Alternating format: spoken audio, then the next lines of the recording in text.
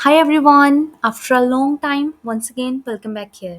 तो बेसिकली आज का हमारा टॉपिक क्या है, ये हमने किस बारे में डिस्कशन करनी है। तो अब जैसे कि आप लोगों को पता होगा कि पंजाब यूनिवर्सिटी ने अनाउंस कर दिया है अपने एडमिशन्स का और एंट्री टेस्ट वगैरह का।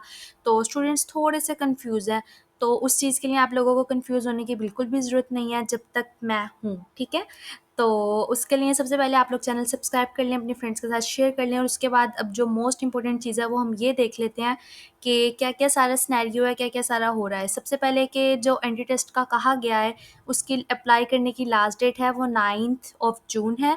यानी कि अगर हम देखें, अगर आज 4th ऑफ जून है तो हमारे पास कोई 5 दिन रह गए हैं, उसके बाद डेडलाइन फिनिश हो जाएगी हमारी।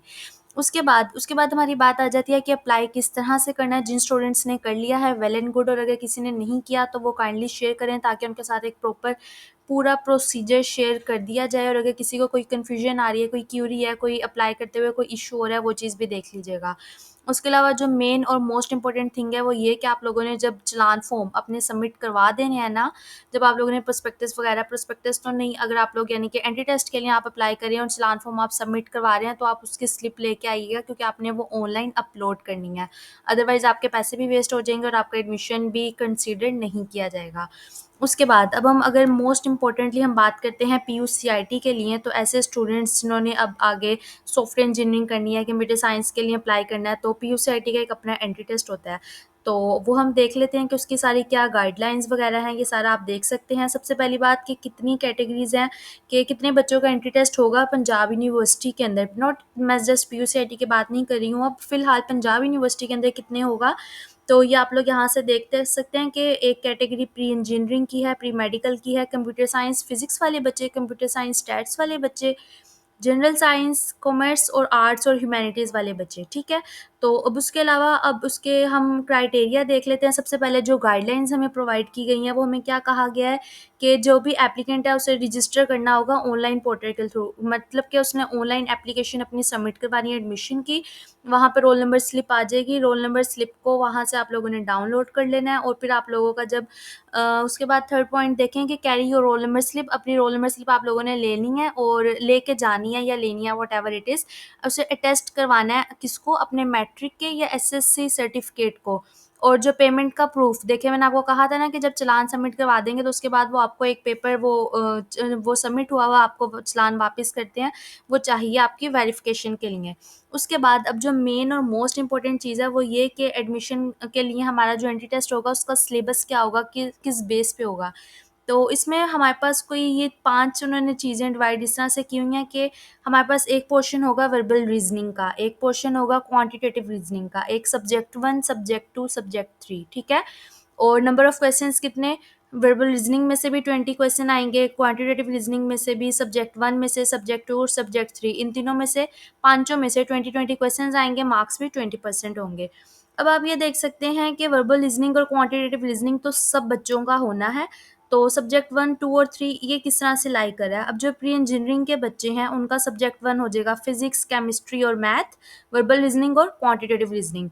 प्री मेडिकल का अगर हम देखें तो प्री मेडिकल के बच्चों का सिलेबस क्या होगा, verbal reasoning, quantitative reasoning, physics, chemistry और बायो।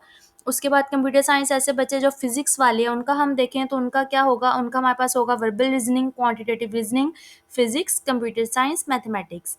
और उसके बाद हम अगर कंप्यूटर साइंस स्टैट्स वाले बच्चों का देखें तो उनका 20 क्वेश्चंस वर्बल रीजनिंग में से आएंगे, 20 क्वांटिटेटिव में से, 20 स्टैट्स में से, 20 कंप्यूटर साइंस और 20 मैथमेटिक्स। उसके बाद हम जनरल साइंस में मूव करते हैं, उनका भी सेम है, वर्बल रीजनिंग, क्वांटिटेटिव रीजनिंग, फिर स्टैट्स, इकोनॉमिक्स और मैथ्स।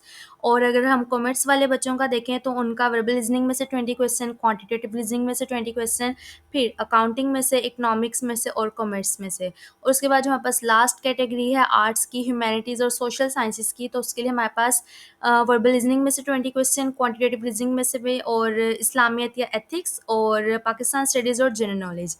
तो ये आप लोगों का सारा ये सिलेबस है, इसमें से आप लोगों का एंट्री टेस्ट आना है। अब आप लोगों ने इसकी तैयारी कैसे करनी है, आप किप्स चले जाएँ, वो आपसे कोई 60-75,000 ले लेंगे। और आपको जो बेसिक जो मेन चीज़ है ना, वो तैयारी आप लोगों ने खुद करनी है, कोई आपके दिमाग में घोल के नहीं डालेगा। क्योंकि ये वो चीज़ें हैं कि जिसमें आपका माइंड कितना चल रहा है, आप अपने माइंड को कितना यूज़ कर रहे हो और किस तरह से आप सॉल्व कर रहे हो, ये उस तरह का है। वर्बल रीजनिंग और क्वांटिटेटिव रीजनिंग के लिए आपके पास आपका कॉन्सेप्ट आपका स्ट्रॉन्ग होना चाहिए, आपके पास नॉलेज अच्छा हो, और आप लोग जस्ट ये ना हो कि सिर्फ आप लोग पढ़ यानी कि किताबी कीड़े वाले बच्चे जो होते हैं कि बस पढ़ा और बस हो गया। नहीं, आपके पास क्वेश्चन आया, आपने उसकी लॉजिक बनानी है, कॉन्सेप्ट माइंड में रखना है, सोचना है और फिर ये करना है। तो अब आप लोगों के वैसे ऑनलाइन प्रिपरेशन आपको मेरे चैनल पे करवाई जाएगी, चैनल को सब्सक्राइब कर लीजिएगा और फ्रेंड्स के साथ भी शेयर कर दीजिएगा। और उसके अलावा अब आगे आप देखें कि मैं आपको बिल्कुल भी ये प्रेफ़र नहीं करूँ, क्योंकि किसी को भी नहीं पता कि क्या आना है टेस्ट में। पंजाब यूनिवर्सिटी का हर बार नया टेस्ट होता है और एंट्री टेस्ट इसके जो पास्ट पेपर्स होते हैं पंजाब यूनिवर्सिटी के, वो नहीं मिलते। वो रेयरली लोगों के पास नहीं होते, क्योंकि वही मोस्टली रिपीट हो रहे होते हैं, तो वो आपको नहीं मिलेंगे।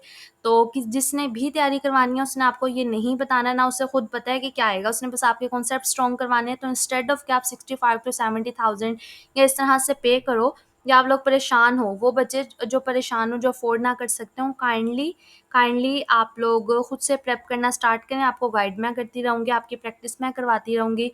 तो तब तक के लिए अल्लाह हाफ़िज़। चैनल को मैंने कितनी बार कह दिया सब्सक्राइब, तो अब तक कर दीजिएगा। अल्लाह हाफ़िज़।